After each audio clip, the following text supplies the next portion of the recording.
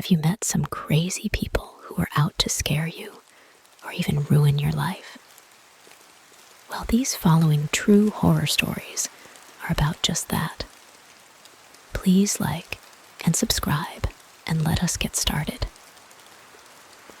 This past Monday, my coworkers and I returned to our hotel from a day of work out in the field. Rebecca and I walked to our rooms, and as we stood outside of our rooms, I opened mine and I saw someone in the bathroom. I said, "Hello?"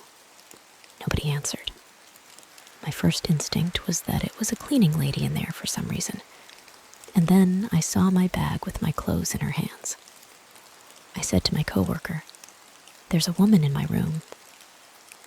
Then I asked the woman, "What are you doing with my stuff?"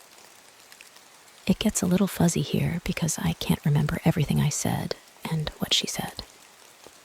But she kept mumbling about how her key still worked, how it still worked, and that's how she got in. I was in shock, and she was obviously very flustered, having been caught mid-robbery. She dropped my bags and fumbled around with her purse and a white plastic bag. By this time, my coworker was behind me, watching all the insanity unfold. This woman was scrambling and walking towards the door, and I said, "What's in the bag?" Thinking it is probably my stuff.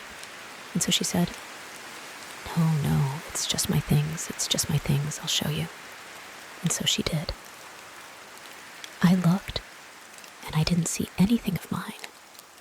And so, since I'm obviously in shock at this time, I let her leave. I went into my room, and it's been ransacked. I did a quick look around to see if anything had been taken. All of my electronics were still there. Then I went into the bathroom, and I saw my underwear, my bikini, and my clothes shoved into my own bags randomly. Even my passport was shoved in there. Then I looked on the counter, and I saw that she got into my medication. I'm not sure what was going through my head at the moment, other than I wanted it back. So I ran out the door to go find her. I ran to the laundry room downstairs and out to the sides of the hotel, and I didn't see her. I realized I was never going to find her. So my coworker and I went down to the lobby to tell them what happened, and then we called the police. We went back up to my room to wait, and I noticed that there is a metal bat on my bed, a little larger than one of those novelty wooden bats you can get at a baseball game. But there's also a flashlight on the end. She must have left it behind in a hurry. She also left behind a necklace that must have fallen out of her bag when she was scrambling with mine.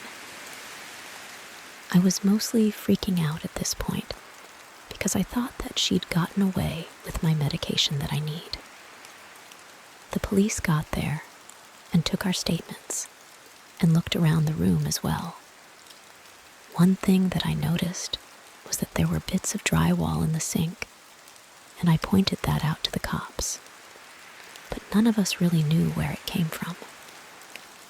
We started looking at the door and the windows to see if she pried her way in somehow, but there was nothing. So we kind of just went with the idea that she had a spare key or something, even though the hotel front desk was adamant that there's no way that could be. The officer that came brought 2 more officers as backup because they thought the woman might still be in the vicinity.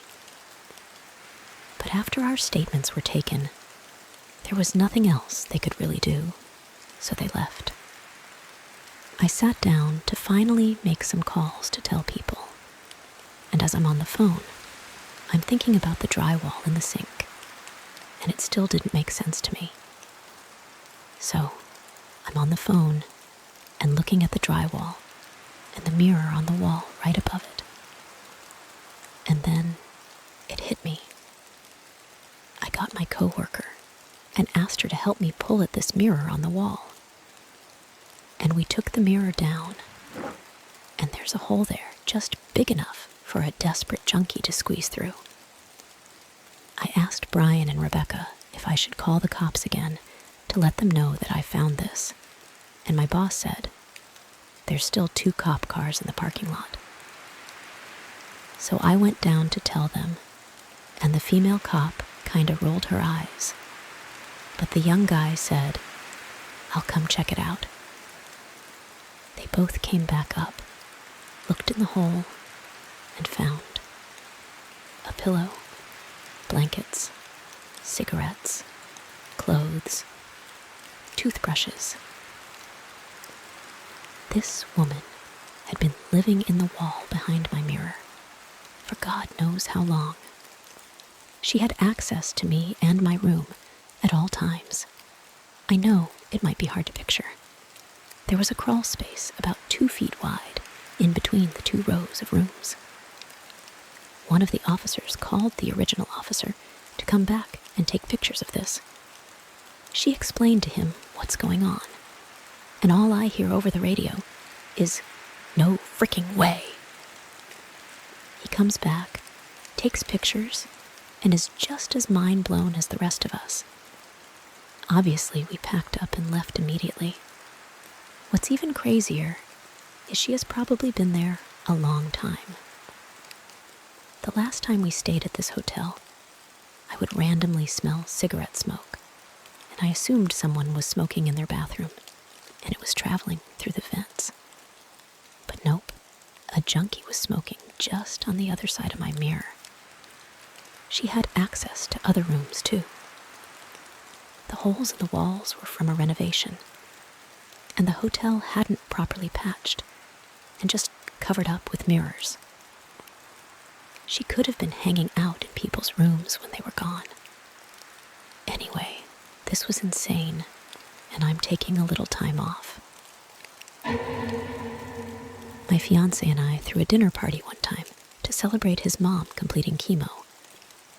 I hired a caterer. We were expecting 25 friends and family, so it was more than the kitchenette of our single-story ranch house could handle. We'd also only just moved in, so didn't have a lot of cooking staples. The caterer said he'd bring everything 75% done, but he needed to finish off some dishes in our kitchen. I told him that was fine, as long as he was finished by 5 o'clock, because the kitchen is centrally located, and we'd prefer everyone be finished before the guests arrived, due to the intimate nature of the occasion. He said that would be fine. He arrives as scheduled at 12 p.m. We gave him until 5 o'clock, and the guests aren't even arriving until 6 o'clock, so it's plenty of time. He smelled like actual dog poop, but his accent sounded European, so I thought maybe he just didn't believe in deodorant. It was more than a sweat smell, though. It smelled like a sun-baked diaper. And that made me uneasy, because he was going to be preparing food for sick prior and young kids. I just made sure he washed his hands and then left him to his own devices, worrying I was being presumptuous. Throughout the entire process, he keeps pulling me aside to ask me questions and have me taste things. I was super busy because my husband had to work during the day and pick up the surprise guest right after. So setting up the deck, decorating, putting together the slideshow equipment, coordinating the surprise guest. We flew in her sister, and I had to make sure she got an Uber at the airport and her hotel had worked out, etc. And just a million other little details. So every 10 minutes being asked things like, "Do you prefer this with paprika or without?" With is fine, whatever you think. Taste it to be sure. Was getting old. When he was still there at 5:45, after 2 gentle reminders, I flat out told him I needed him completely out by 6 o'clock no matter what. He apologized and said there had been a delay because our oven wouldn't stay up to temperature. I He'd never had a problem with our oven, but I figured he's the professional. Maybe it was a subtle problem. A little before 6 o'clock rolls around, a few of our friends start trickling in. I decide to tell him whatever's done is done, and whatever isn't, he should just put in the fridge. But he's nowhere to be found. I go out on the deck to ask my friends if they'd seen him, and he's out there, alcoholic beverage in hand, out of his chef whites, and now in a tee and jeans, mingling with my friends. I walked out just in time for him to introduce himself to my cousin-in-law as a good friend of mine. Nope. Too weird for me. I met him in person for the first time barely 6 hours ago. I told him he needed to leave, now. So he goes inside and gets his bag, and makes a beeline for my bedroom. I'm taken aback. I say, "Excuse me, where are you going?" And he says, "To change." So, first of all, we have a guest bathroom, clearly visible. Second, why can't he wear a t-shirt and jeans home? I tell him I'm not comfortable with him going in my room, but he insists it'll only be a second, and goes in and shuts and locks the door. I couldn't even get a word out before he went in and felt helpless. I was going outside to ask one of my friends to help me usher him out. But at that point, my fiancé got there, with my aunt-in-law. I had to explain the situation to him, nearly in tears at that point. And he was like, "What? He went in the bedroom? Why?" So he pounded on the door, and the caterer came out, still in a t-shirt and jeans, and my fiancé said, "You shouldn't be in there. You need to leave." And the caterer said, "Excuse me, but this is not your house. It is not up to you to decide."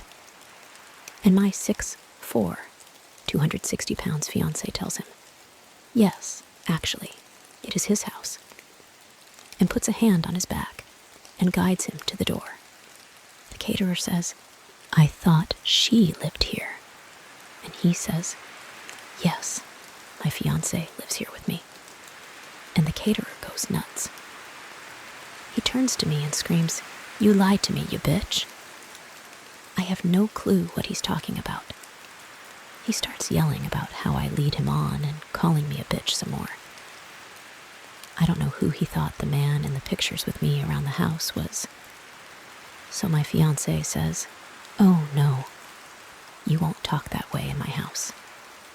Find the door." And the caterer goes in the kitchen and starts throwing the trays of food out of the refrigerator and on the floor. At that point, my fiancé realized 2 of his brothers, both currently offensive linemen at the college level, had come in and were on the deck. He signaled to them, and they came inside, and he basically said, "This guy is harassing her." Since they're a family of all boys, and my fiancé is the first to get married, they don't get to flex their protective muscles too often, and jumped at the chance to toss this guy out. The party then went on as planned, but I insisted we just order pizza and throw out all the food he made. My fiancé and friends kept saying, "Isn't that a bit much?" But I was insistent. We went out late drinking with his brothers and got home around 3:30 a.m. and passed out in our room. At around 5 a.m., I was woken up to sound of the door opening.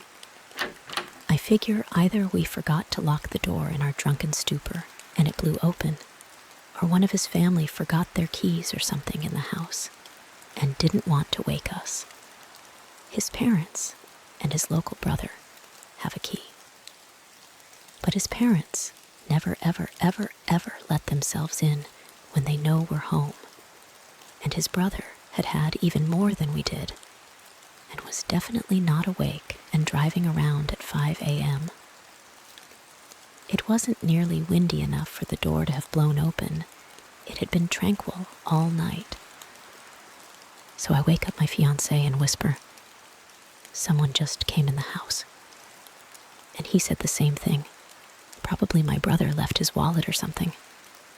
I figure I'm being paranoid and try to put it rest when I hear a loud crash sound.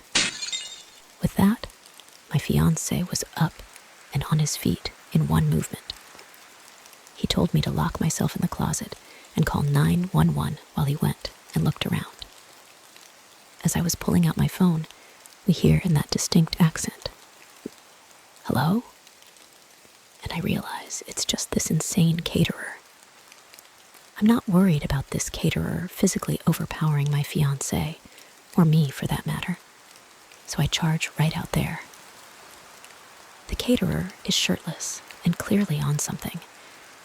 He's taking the pictures that are of just me off the wall and holding several in his arms already. He lunges towards me when he sees me. My fiancé gets between me and him, and I call 911. Fiancé tells him cops have been called, and it is in his best interest to get off the property. Caterer says, "No, I have to make sure you're okay." And I say, "What? Why wouldn't I be okay?" And my fiancé rightfully says not to engage with him and feed into it. My fiancé stays between me and him while I climb out a window. He watches as the caterer throws photos of us on the floor. Fiancé didn't want to subdue or touch him in any way, so caterer couldn't make any assault claims. He's begun to destroy our kitchen at this point, and when the cops come in, he has a butcher knife. My fiancé considered going for the gun safe when he first got the knife, since we live in a stand-your-ground state. But he decided the situation was hectic enough without introducing a firearm. Caterer doesn't obey police orders to drop his weapon, and he says he isn't leaving without me, so they tase him. It's lucky for him he only got tased, and he didn't antagonize my husband into squashing him. As he's let out in cuffs, he's shouting how he and I are in love, and it figures I chose a macho thug over a sweet, sensitive artist like him. And all women are whores, etc., etc., etc. He continues on this tirade the entire time. Police are reading him his rights. The police ask us to do an inventory of the house and see if anything's missing or damaged besides what we witnessed him do. We go around and there's nothing.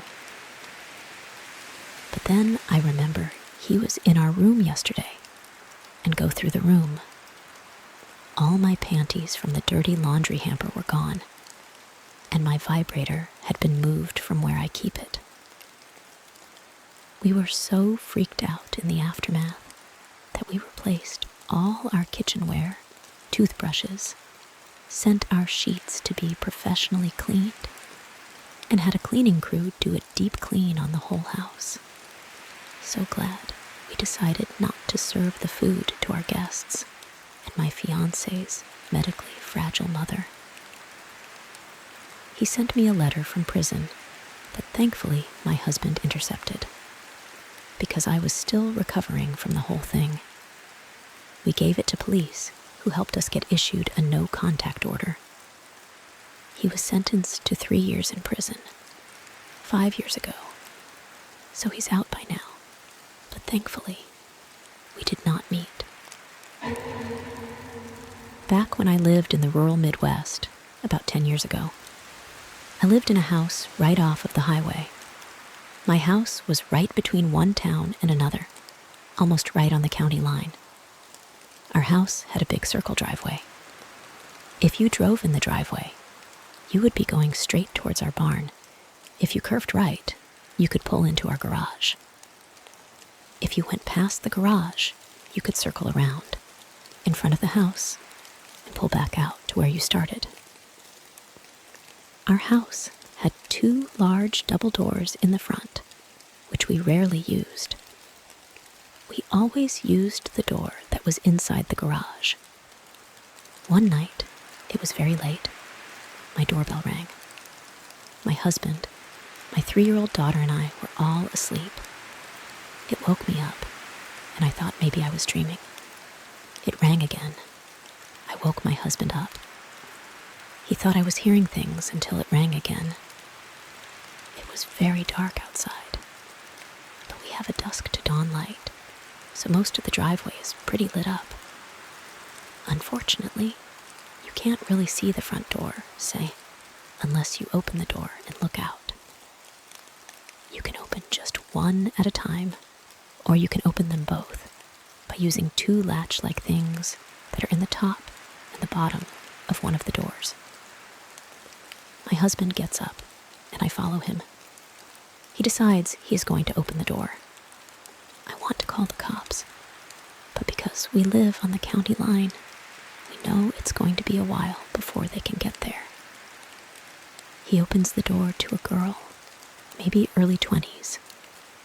She looks normal, except for the fact that she's standing at my door in the middle of the night. I look past her, and her car is pulled into my driveway just off of the road. Not up to the house, not around the circle. She says she needs to use the phone. She says her car battery died or something. She's not sure, but she can't get it to start. I told my husband, no freaking way. This is how horror movies start. And we offered to call the cops, which would be the county sheriff. She asks over and over, but I am not letting her in. We tell her we will call, and she kind of stomps off. We watch her walk back to the car, maybe 50 feet away. I'm a bad judge of distance, sorry. I can see her car. I can see her. I call the cops. They say they will be there as soon as they can. About 15 minutes. They don't sound very concerned. And at this point, I'm not really either. I mean, it's just a girl. She probably does have a dead battery. She opens the trunk. No lights come on. She rummages around in the trunk. Then the driver's side door opens. Out steps a guy. Then the back passenger door opens. Out steps one more guy. They all rummage around the trunk. No lights on. I can't hear anything. I can't hear them talking, and I can't tell what they are doing. They all get back in the car. Now at this point, maybe 5 minutes have gone by, and I am silently praying that the sheriff puts his foot on the gas and gets here quick. But I know it's going to be another 10 minutes or so. They just sit there, in the car, lights off, not moving. I can't see them when they are in the car, but I know they're in there. I know they didn't get out of the car and walk past the house, because they would have had to walk right under the dusk to dawn light. I would have seen them. I think I see the driver light a smoke. That part I'm not sure about. Then I see something, someone, walking towards the car from the right, coming from the direction of the barn. It's a man. I have no idea who this man is. We don't have a neighbor for at least a mile, and he's coming from the back of my property, which ends in a creek. He walks under the dusk to dawn light straight to the car. He doesn't look at the house. He just walks to the car and gets in the back. The car starts up, and they slowly back out of my driveway and head north. The cops arrive about 10 minutes later, and at this point, I'm freaking out. They search around, but can't find anything. Ask us if we got a license plate, but they were parked too far away. Tell us to call if they come back. Sure, buddy, thanks. My husband goes and gets his shotgun from the shop on our property, and we try to go back to sleep. They never came back. I don't know who those people were, and I don't know what they wanted. Creepy people in a car without a dead battery. Let's never, ever meet again. Some context first. This story took place in 2020, when I was 18 years old. I lived in a relatively safe neighborhood, but my country does have a high crime rate in general. so take that with a pinch of salt. My dad had passed away earlier in the year, and I had no siblings, so my mom and I lived alone in our house. The COVID lockdowns were still in place, but as certain restrictions were lifted, people were starting to return to work.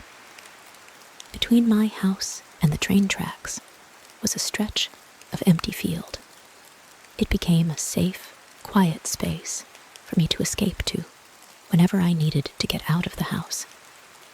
I would normally sit there once a day for a cigarette or two, sometimes for a little picnic. My home situation was complicated, to say the least, and due to the pandemic, I had nowhere else to go. On this particular day, I went there for a few minutes to smoke, as always. I was about halfway through my cigarette when I noticed a young man walking along the train tracks on the other side of the field. He was barefoot and wearing dirty, worn-out clothes. He noticed me and made a hand gesture suggesting that he was asking for a smoke. I should have just left, but as a teenager, I found it difficult to say no to people. I walked across the field and handed him a smoke. He took it from me, and I immediately felt uneasy with the way he was looking at me. He asked me, "Don't you live in that house over there?" and pointed at my house. I avoided answering the question, and at this point realized that I needed to leave. I had left from my front gate that day. For him to know where I lived, he must have watched me leave from the back gate before. I told him I needed to get going. He started insisting on giving me a hug to say thank you, and I declined several times. At this point, I turned around and started walking away quickly. I didn't get very far. He caught up to me and put his arm around my waist. I panicked, not knowing what to do. All I could think of was that I needed to get away. As I tried to start running, he grabbed me from behind and started dragging me toward the row of houses, where the view from the road is completely blocked. The fences were high too, so no one could see the field from their backyards. We were completely isolated. I was kicking and struggling, desperate to get out of his grasp. He ended up throwing me on the ground, with him on top of me, still holding on. In a split second, my life flashed before my eyes. That feeling that something terrible was about to happen came over me. I couldn't escape. He was too strong. My arms were trapped by his, and he was holding me down so I couldn't kick him. I did the only thing left to do, and I started screaming for help. Suddenly, I was free. I could move. He had let go and jumped off of me. He ran away. My heart was still pounding. I was shaking, in shock from what had just happened. He disappeared into the industrial area on the other side of the train tracks. I immediately ran towards the road. As I reached it, I noticed it was empty. There were no cars parked in my neighbor's driveways. No one heard me screaming. And had he realized, that day could have had a far worse ending. He knew where I lived, and I was terrified of him returning. For months, I had panic attacks and nightmares, and I could barely leave my house without breaking down. I moved away from there a year later, but I still sometimes get scared when I'm home alone or walking around town. Thankfully, I never saw him again, and I hope that I never will. It has taken me many years to tell this story out of both fear and embarrassment. I share this today as more than simply therapy for myself, but as a warning to all people. Be careful who you meet on social media. In 2018, my ex-husband and I were at the end of a very tumultuous marriage. He and I had been polyamorous for about 3 years before I met this guy. His name was Jez.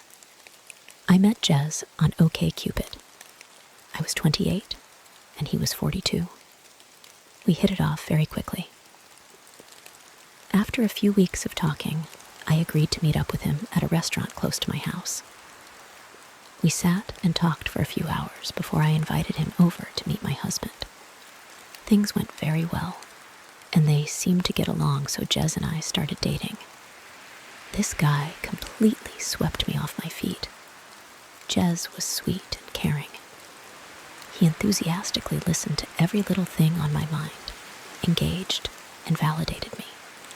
Over and over again, he absolutely revered me for my strength and wisdom. He practically worshipped me for all that I was and all I was becoming.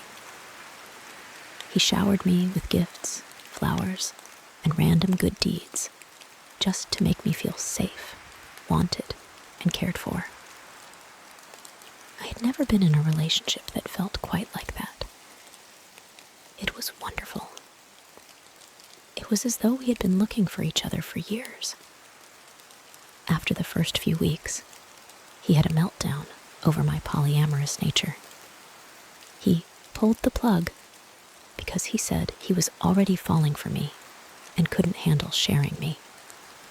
I stood my ground and accepted this boundary and the fact that I would have to let him go. I left that night sad but confident that I had done the right thing for the both of us. That next week, he sent me flowers and a card to my workplace, begging for another chance and reassuring me that he would rather try than not and end up regretting it. Even though it was scary, he wanted to take this journey with me. We continued dating, and it was just as wonderful. Long nights we spent awake talking, sharing, laughing, lovemaking, and planning. We went places and did things that I had always wanted to do. Then, in the deepest, most intimate moments, when we would just sit in silence, he would grip my hand to his face in solidarity and astonishment, asking where I've been all this time. Our time together was effortless. We fit together like puzzle pieces. By August of 2018, my marriage had ended, by no fault of Jez's. And by October, my husband had moved out. I was on a lease at the time and knew I couldn't afford the place on my own, so finding a roommate was essential. I had no support system to fall back on, nor did anyone else I know need a place at the time. So Jez offered to move in. Even then, I was hesitant. We had only been together about 4 months, and I knew everything always changes when you move in with a partner. Despite my hesitation, I agreed. He was wonderful to me. How bad could it be? I was not prepared for the change that was to come. It was literally like night and day. Jez suddenly became a different person. He was extremely controlling, jealous, and lazy. Nothing like the person I thought I had met. And the way he treated me progressively got worse and worse. Hanging out with friends became a burden, if not impossible, because he would blow up my phone, guilting me about leaving him alone or not involving him in some way. Yet when I tried to, it was also treated as a burden and inconvenience, as he would huff and puff his way through even the concept of leaving space for anyone but ourselves. In December of 2018, we attended my work Christmas party. I had given him the option whether he wanted to go or not. It was really neither here nor there for me, especially because I had already learned that he really didn't do well if he felt pressured into social situations.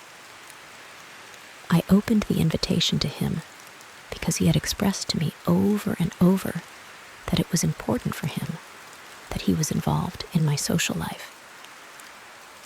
For the full month, he knew about it. he insisted that he wasn't going. I took it as him being introverted and didn't push the issue. I let him know that I would make sure he felt welcome if he decided to go, but not to feel obligated. I was surprised when he changed his mind at the last minute and insisted on going, and even more stunned when we went, and he actively acted as though he did not want to be there. Everyone there was incredibly welcoming and included him in the festivities and conversation. However, he still practically grumbled the entire night about the whole thing, mumbling insults and critiquing every little part of the party under his breath, as though being there was absolutely awful to have to endure. No one really seemed to notice the low, whispering insults and gripes. At one point, after a couple of glasses of wine, my direct manager leaned into Jez and started praising him. She and I were very close. Therefore, she was intimately familiar with what I had gone through with my ex-husband. "I am so happy she has you." She bleated through wine happy. "You have been absolutely transformative for her. It's so nice to see her finally happy and appreciated." Without missing a beat, Jez grimaced at the comment and quickly snapped back, "You don't effing know me." I honestly didn't believe my ears. It was one of those moments where time stops and you just know you couldn't have heard that correctly. I sat brewing on it for a minute before another lighthearted interaction with Jez prompted him to suddenly snap at me through grit teeth. "Stop it." This triggered me, and I lost it. I pulled him outside and asked him what his problem was. I called out his behavior and told him if he was going to act that way, then he could just leave. That if he didn't want to be there, he should have stayed home. He ended up giving a sort of half-assed apology, and we went back inside and finished the party. I remember the drive home that night, staring out the dark window at nothing in particular, in worried silence. "I might have messed up," was my only thought through the entire drive. This all started out slow, of course, like waving me away or invalidating my experiences and ideas due to my age, that I was just dramatizing my experiences because I was young, etc. The man who, not 6 months prior, had validated me, my trauma, and experiences to the ends of the earth.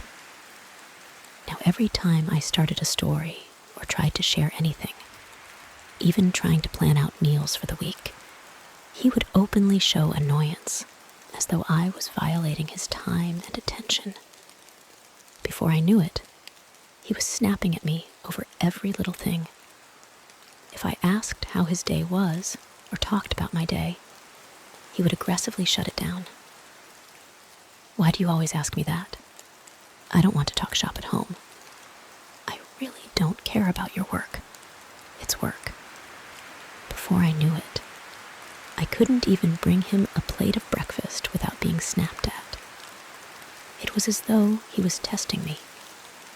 When Jez and I first started dating, he flat out refused to talk about most all of his exes. He refused to name them or discuss any of the issues or lessons learned. They didn't matter, he would claim. They weren't in his life for a reason. It was the same reasoning he also used in reference to my more recent exes. Talking about them, including my now ex-husband, may as well have become off limits. Anytime I brought up either of our exes, he would become incredibly agitated, belittling, and just overall very aggressive. I took this as both an age gap issue, as I have a tendency to dwell, as well as insecurity and a threat to the life he was trying to build. However, After he moved in, and this hot-button topic had been established several times, he would bring up his exes and how they looked, telling me on more than one occasion he would have never dated me back in the day, and that I was lucky he lowered his standards. I didn't even really know what to say to this. I would laugh it off and shove it in my back pocket. Noted. He then started bringing up my looks and accusing me of catfishing him. I had stopped taking care of myself due to the isolation and had also put on some weight, so most of my clothes that I had once felt great in no longer fit. And since Jez had also been dishonest with me about his financial position, he was always needing extra money here and there, leaving me broke almost all of the time. A horrible tragedy happened that following summer while Jez and I were together. I received notice that a good friend I went to art school with shot himself in the head while tripping on shrooms. Our whole class was devastated. He was, without contest, the best photographer of our class, and one of the most kind-hearted individuals I have ever had the pleasure of knowing. Also, as someone who is very familiar with shrooms, I was rocked. Jez, however, was far from supportive. He pretty much immediately shrugged it off. That's life. I guess that's what he gets for fricking around with shrooms. I was baffled at such an unsympathetic response, and even more later when Jez started to interrogate me about my relationship with this guy, asking when the last time it was that I had even talked to this friend. You don't even know this guy anymore. Who cares? I broke up with him the first time after he called me at work, raging. I was busy, so I wasn't able to answer right away. But once I was finally able to answer, I was met with intense anger. It was storming, and one of my dogs was having an anxiety attack due to storm and separation anxiety. This wasn't the first time, and he was well aware of what she needed in those moments. Why the frick aren't you answering my calls? You answer when I call you. I don't care where you are.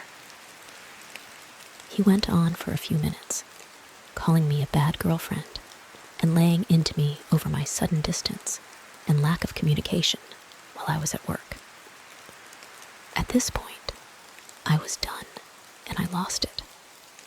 I tore into him over everything, especially causing problems for me at work. That being in my life is a privilege, and if he's going to wake up every day acting like he hates me, then I don't know what on earth he's even doing with me. I told him that I expected him to get his things and leave. He was always threatening to go back to his old roommates where there was still a room. I didn't want him there when I got home, and we could coordinate times for him to come and get the rest. He flat refused, suddenly victimizing himself, claiming he had nowhere to go. How dare you make me fall in love with you? How dare you take me to meet your father, and then dump me? My manager and her husband ended up following me home that evening because she was concerned for my safety and had offered to let me stay with her for a few days. I will never forget the scene I walked into, like Theon Greyjoy begging for his life. My boss stood next to me, watching as this 42-year-old man crawled on his knees before me, begging for mercy and communication. At one point, wrapping his arms around my legs, crying into them. I can't believe this is happening. She's the love of my life, you know that? He cried to my boss. I couldn't believe what I was witnessing. This was the antithesis of the heartless person I had been spending my days with. I shook him off and went to the back of the house, gathering enough of my things to get me through the next few days, as well as any and all valuables I could think of. It took a few days, but after about a week, Jez started blowing up my phone. Apology after apology. Suddenly, he was the man I met again, full of humility and self-awareness. He acknowledged the awful way he had treated me and sent me walls and walls of well-thought-out messages, psychoanalyzing his own behavior, where it comes from, and the ways he knows it needs to change. I took him back. Like a dumb, desperate girl, I took him back. It wasn't long into this second round that he started to guilt me over the breakup. My panic had damaged his relationship with the people in my life, and he made sure that I knew it was my responsibility to fix it. It wasn't long after this that my car ended up breaking down at a gas station close to home. There was a very nice couple in the vehicle next to me that came to my rescue and checked things out under my hood. The gentleman turned out to be a mechanic for a living, so he had a pretty good theory about what could potentially be going on. By this time, I had already attempted to contact Jez to let him know what was going on and where I was. It wasn't long till he got off work, so he told me to sit tight, and he would be there shortly. Meanwhile, this sweet couple stayed put and kept me company while I waited. Jez barreled in about 15 minutes later, completely ignoring the couple that had helped me.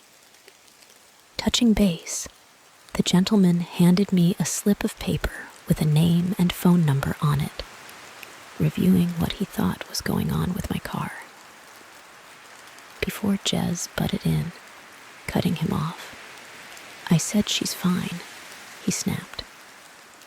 I could see the woman out of the corner of my eye, slink away at this comment and get into the passenger seat of their car.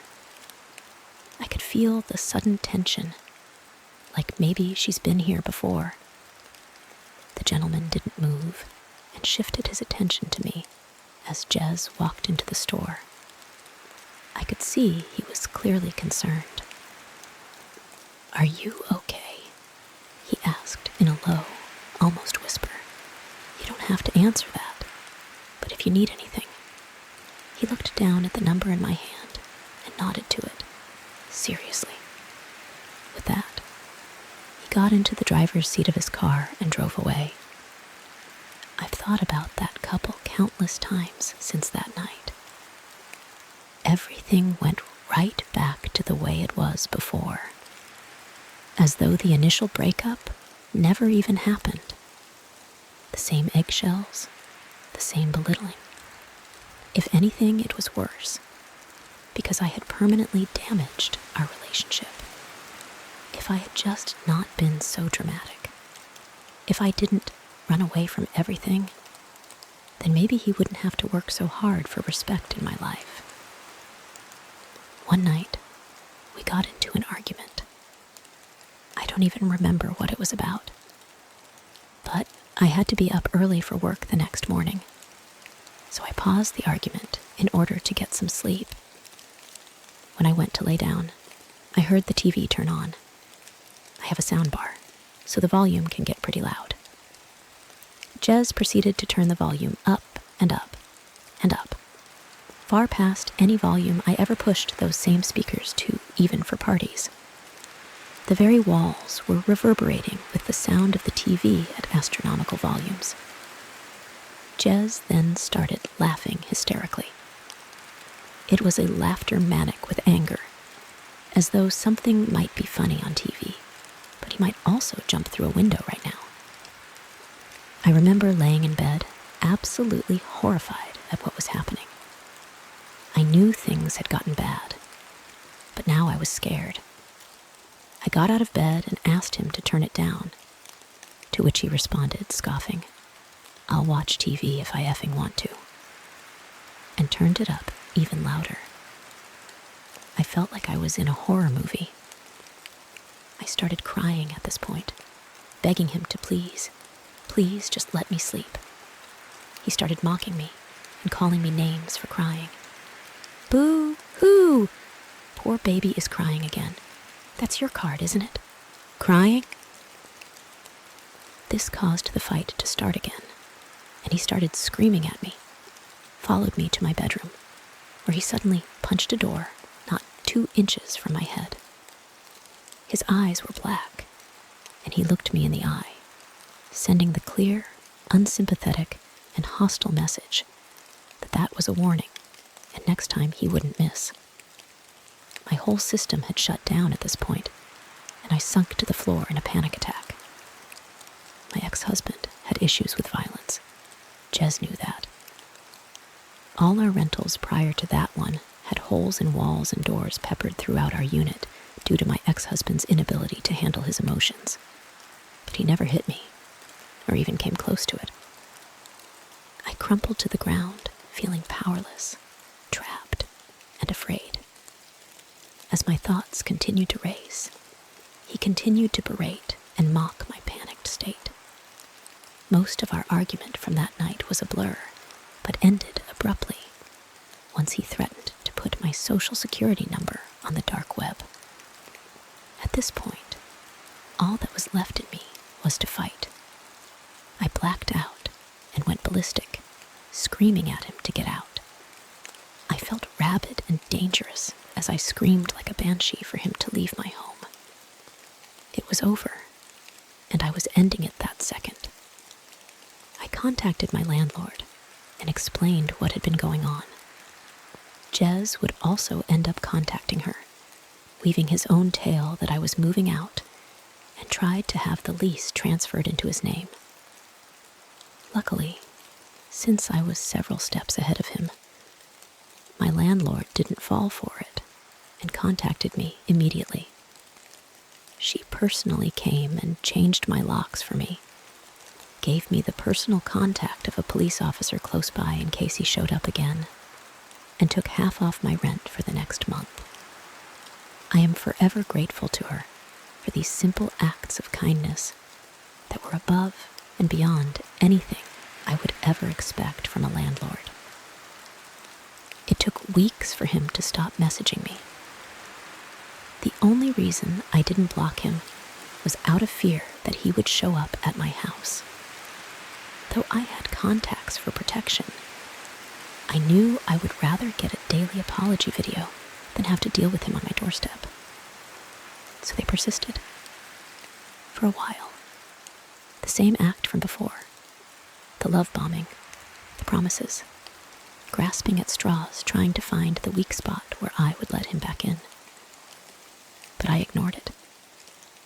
It continued for weeks before he finally gave up. He bowed out gracefully, stating boldly that he will always love me. I left him on read. The illusion was destroyed. It took me several years to pick up the pieces. If my divorce wasn't enough, this definitely made me lose trust in myself. I still don't understand what the endgame was. In one of our last discussions, I asked him desperately, what happened to the guy I fell in love with? Jez looked me dead in the eye, smirked, and said, that guy doesn't exist. I told you what I had to tell you in order to get you away from that effing asshole husband of yours. You're just stupid and fell for it. I never saw Jez ever again.